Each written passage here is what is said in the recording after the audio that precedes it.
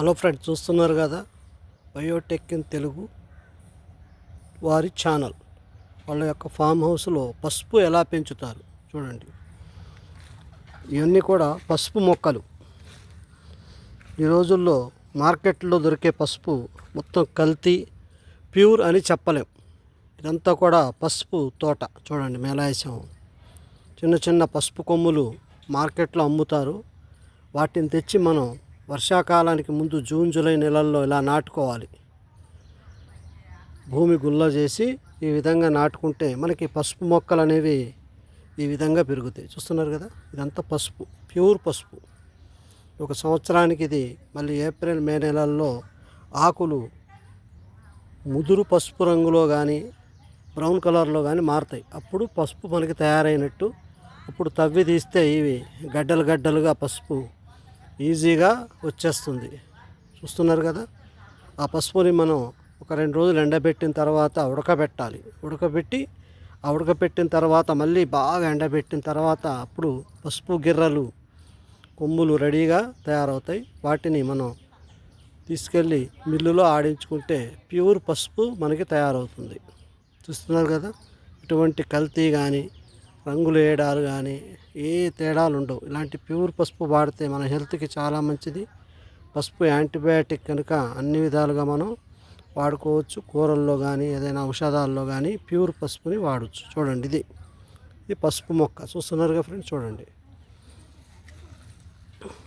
ఇది పసుపు మొక్కలు చూడండి ఎలా ఉన్నాయి. ఇది చూస్తున్నారు కదా, ఈ విధంగా మన మార్కెట్లో దొరికితే పసుపు కొమ్ములు చిన్న చిన్నవి. ఇది జూన్ జూలై నెలల్లో తెచ్చి వేసుకుంటే ఈ విధంగా మనకి పసుపు సొంతంగా మనం ఎటువంటి కల్తీ లేకుండా ప్యూర్గా తయారు చేసుకోవచ్చు.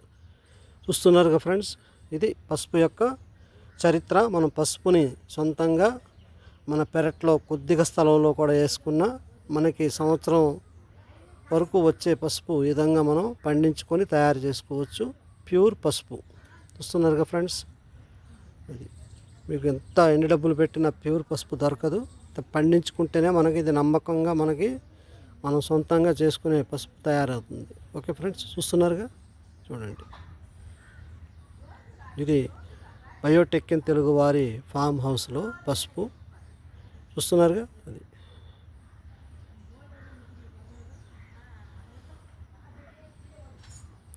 పక్కనే చెరుకు, ఏదో 2 మొక్కలు వేసాం. చూడండి, విపరీతంగా పెరిగింది చెరుకు కూడా అంతే. మన ఊళ్ళో దొరికే కండలు తెచ్చి కట్ చేసి కణుపుల దగ్గర మన మట్టిలో పాతి పెడితే విధంగా చెరుకు పండుద్ది. చెరుకును కూడా మనం మన గార్డెన్లో పెరట్లో వేసుకోవచ్చు. ఇంట్లో వాడుకోవడానికి పనికొస్తుంది చెరుకు. చూస్తున్నారు కదా, ఇది చెరుకు మొక్క ఇప్పుడు ఎంత పెద్దదైపోయిందో. ఇది పసుపు మొక్కలు. ఓకే ఫ్రెండ్స్, ఇప్పుడు పసుపు ఎలా తయారు చేసుకోవాలో మీరు కూడా ఈజీగా మీ పెరట్లలో గార్డెన్లో పసుపుని ఇలాగా తయారు చేసుకోవచ్చు ఫ్రెండ్స్. ఓకే, చాలా సింపుల్. ప్యూర్ పసుపు, నెంబర్ 1 పసుపు. మనకి ఒక్కసారి మొక్కలు వేసుకుంటే సంవత్సరం వస్తుంది. మళ్ళీ సంవత్సరానికి మళ్ళీ వేసుకోవచ్చు. ఏప్రిల్ మే నెలల్లో దీన్ని తవ్వి గడ్డలు తీసేసి చెప్పాను కదా, 2 రోజులు ఎండబెట్టిన తర్వాత ఉడకబెట్టాలి. ఉడకబెట్టిన తర్వాత మళ్ళీ ఎండబెట్టి పూర్తిగా గిర్రలు తయారైన తర్వాత దులిపి గిర్రల్ని, ఆ యొక్క పసుపు కొమ్ముల్ని అప్పుడు మనం మిల్లు ఆడిస్తే నెంబర్ 1 పసుపు తయారవుతుంది. ఎటువంటి కల్తీ గిల్తీ లేని నెంబర్ 1 యాంటీబయాటిక్ పసుపు తయారవుతుంది. ఓకే ఫ్రెండ్స్, మీరు కూడా ఇంట్రెస్ట్ ఉంటే ఈజీగా స్వచ్ఛమైన పసుపు మీ గార్డెన్లోనే మీ ఇళ్లలోనే తయారు చేసుకోవచ్చు. ఓకే ఫ్రెండ్స్, ఈ వీడియో నచ్చినట్లయితే లైక్ చేయండి, షేర్ చేయండి, సబ్స్క్రైబ్ చేయండి. సొంతంగా మీరు కూడా ఈ పసుపుని తయారు చేయడానికి ట్రై చేయండి, ప్రయత్నం చేయండి. ఓకే ఫ్రెండ్స్, జై హింద్.